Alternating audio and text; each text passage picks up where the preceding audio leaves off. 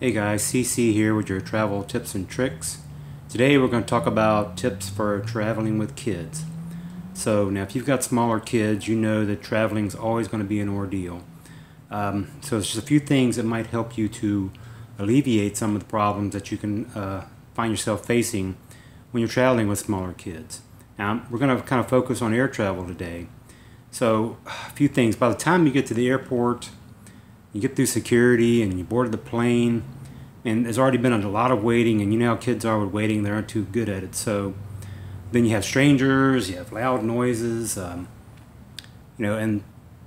usually you're in for a tantrum at that point if you've got a smaller kid, because younger toddlers can be overwhelmed by all the sensory stimulation. So, and the closer to age 3, the more they understand they're actually flying, so they could even have a fear, the natural fear of flying.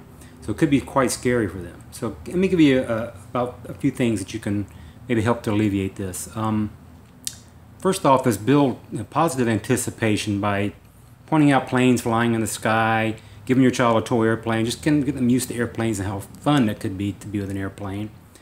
And then next, when you pack for the flight, make sure you include some old toys, some new toys, so you can have something novel to give them. Have a lot of activities, things they can engage with, and maybe a new set of crayons or books that you can bring out at the end when they start to get bored with their old toys, and it'll seem kind of cool to them. So that's another thing you can do. And at the airport, before you board, one thing you can do is try to get your kids' energy out of them. Help them push a small suitcase around, walk them around, ride the escalators, do something with them to get the energy burning out. And then once you're in the air, kind of narrate everything. Flying is kind of unfamiliar to kids, but if you talk about it, show them things, that can probably help reduce their anxiety, and that'll help reduce the probability of tantrums and help keep them calmer, and before you know it, the flight will be over.